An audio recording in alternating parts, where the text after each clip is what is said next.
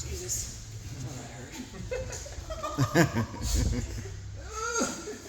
All right.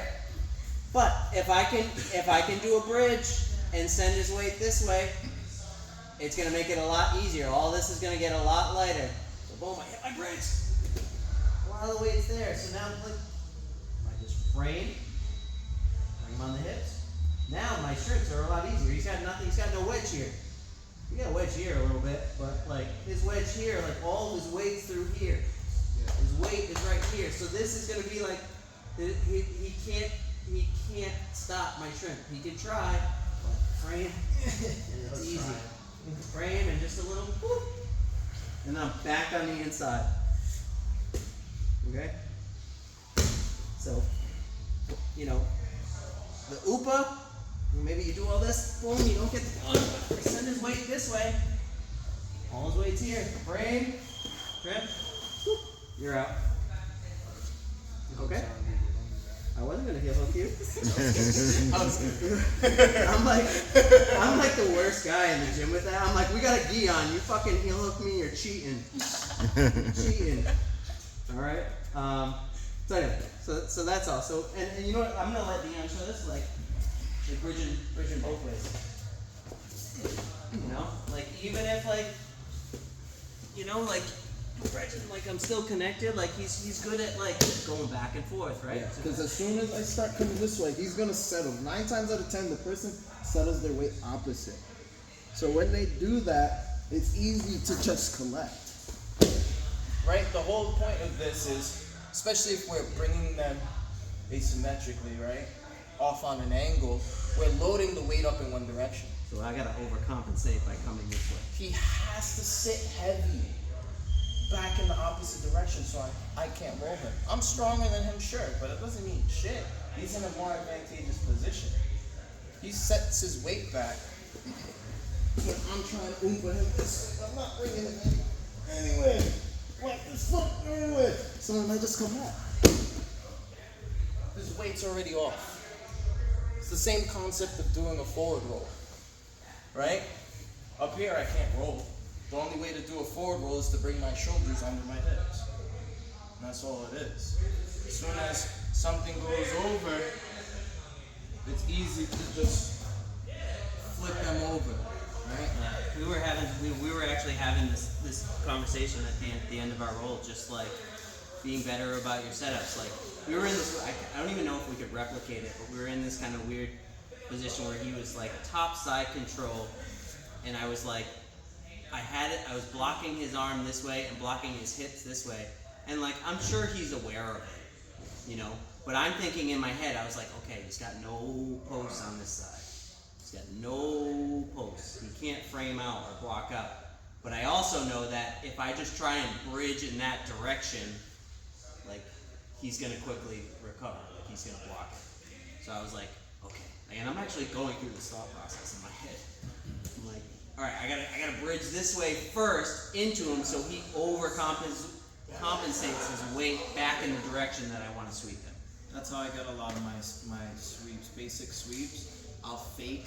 Like if I want to do one of my hook sweeps, I love hook sweeps if you've ever rolled with me. If I want to get the hook sweep, right, this hook in, that means I want to roll him this way. So a lot of times I'll even put both feet in, and I'll act like I'm going this way, and then up and back. Again, I'm making him compensate to defend and protect himself one way, and I take him that way. It's like being Steven Seagal in a sense, right? You let them freaking use their momentum, and then you use it against them. So, like, out of this lesson, like, get that bridge down. Think like I'll go for the upa sweep. I might not get it, but at least I've sent their weight one way, and I can be able to come back the other way and hit a sweep, or I've given myself or created the space I need to bring my hips back inside. That's it. Right, Hillary? Yeah, definitely. But the key here that you guys need to be aware of is everything that the two coaches are talking about off balancing. Mm-hmm. And off balancing, once you off balance, you compromise base. And when you compromise base, like a table, you take a leg out. and it's gone. So just get into your calculus of balancing it all the time. And another thing I wanted to share with you guys too is, let's face it, some of us are stronger than others. Some of us are big taller and bigger than others. You try one thing, it doesn't work, don't force it, right? So conceptually, like if I'm gonna do the same one strict sweep, for example, and I have D on me, right? I do everything right. I bridge, I bump, but then I go to get this arm. Yeah, he starts doing this stuff, right?